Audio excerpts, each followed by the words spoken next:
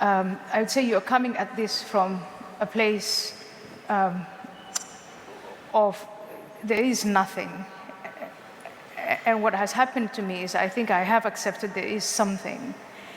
And when you accept that there is something and there is a powerful entity, for me, the God that turned me around, I think what the vicar is saying no longer sounds nonsensical. It makes a great deal of sense. And not only does it make a great deal of sense, it's also layered with the wisdom of millennia. And so, like you, I did mock faith in general, and probably Christianity in particular, but I don't do that anymore. And again, that is where the humility comes into it, is it doesn't seem, in 2024, after I went through that experience,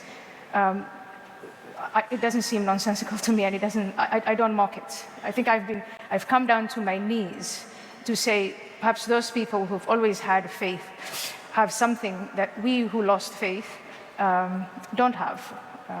And people who have faith also, like the woman who told me, well, you've tried everything and you've lost hope, you've lost faith.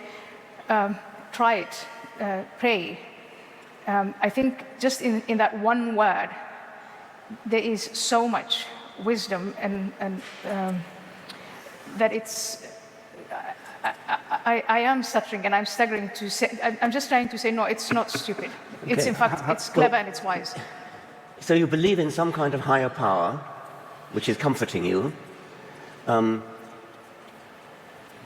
you're obviously reacting from an Islamic past, and I know that from what you've written, that part of what you feel is Christianity is a bulwark against Islam, which is a quite separate thing from what you've been now saying, but you stand by that. I mean, that's part of what you're saying. Mm-hmm. And I accept that, and I support that. That's why I've called you a political Christian. But from what you've just said, it sounds as though you're more than just a political Christian. I mean, it sounds as though you actually believe it. So what is your response to those specific questions? What happened to them because of the Islamist movement, and that's why the Islamist movement came here. And they're exploiting principles like freedom of speech, freedom of religion, freedom of association, and so on. And of course, these progressive movements that we have here, we've got to understand that, and we've got to become really creative in finding a way of preserving our principles. I don't want to give up on the freedom of speech, but on the other hand, on beating the Islamists at their game. Is there room for compromise between principles? If I want to kill you and behead you, unless you convert to the religion I dictate, what would be the place of compromise?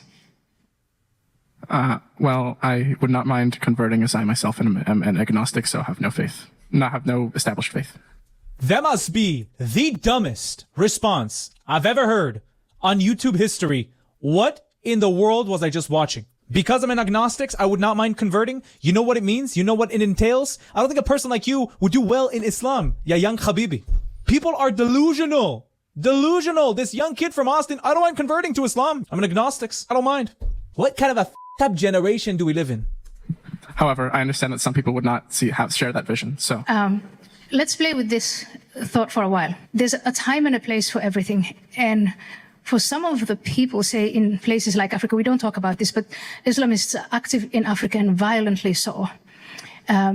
If you're a Christian in Egypt or a Hindu in parts of Pakistan, and you have someone looking at you and saying, you'll either lose your head or you convert to Islam, it makes sense to consider converting to Islam. But here today, for us to have the attitude of, well, we'll see what happens, and if we get to that point, I'll just convert, I will say, are you sure? Maybe you want to get educated on what would happen once you convert. What would your life be like, and the life of your sisters and women? What would they do to the Jews? He has said, this man, I repeat it, he said they're bacteria and they're microbes. And in the video that I showed you, they made it very clear it has nothing to do with Palestine. It has everything to do with them being Jewish. So they are going to annihilate the Jews. Will you stand by and watch that? Maybe I should give Introduction to Islam and Islamism as a lecture series. And once you understand what it's all about, you might develop a backbone. I would look forward to that greatly. Thank you very much. Thank you. Okay, Theo already started my question. And I rejected Islam once I had come to figure out the moral core of Islam, I thought, this is not for me. And I fell into atheism because atheism, I was reading Bertrand Russell at the time, John Stuart Mill. I was friends with Christopher Hitchens. I had met Richard Dawkins, Sam Harris. I fell into atheism because atheism was the opposite, I thought, of Islam. It promised reason, rationality, clarity of thought. And so for about a decade and a half, I just wanted to be the best atheist I could and give back to this world that had given me what I had, and to deny the existence of a God, to deny spirituality, to say it was all nonsense. You, all of you grown-ups here, you were just afraid to be in the dark and you needed a comfort blanket, and that was the faith. And I was brought down to my knees in humility because I went through a period from at least, I would say, 2011 until 2022, when the psychiatrists and psychologists don't know what to do with you, they put you in rehab. And so I'm in this rehab center in Utah, and this woman says, she listens to me, she listens to my whole story, and she says, you are spiritually bankrupt. That is what's wrong with you. Because physically, I'm healthy. Every examination returns a clean bill of health. It's all in my head. And what's in my head? It is a flood of thoughts, of fear, of anxiety, of self-loathing, of shame, of all, it's just horrible, and I just don't know how to shut it down. And what she says is, you're spiritually bankrupt. So who am I going to turn to? Am I going to turn to Allah? Am I going to turn to the Prophet Muhammad? No, I'm not going to do that. And she gave me a menu of choice. Here is Buddha. Here are all of these Asian gods. Here's New Ageism. Here is mindfulness and meditation. And I turned to Jesus. Praise him. Mind. Well, it is, again, different planes of perception. So I choose to accept Jesus Christ, the teachings of Jesus Christ, the story of Jesus Christ. I choose to accept that. So on the personal level, the rewards I get, very subjective again, but mine and through choice, which is separate from where I think that, aside from my personal experience, the history of Western civilization is mainly Christian, and that the external forces, for instance, the spread of Islam non-violently or violently, and the challenge of Islam and the message of Islam to Western civilization can be countered and should be countered with the message of Western civilization, which is essentially Christian.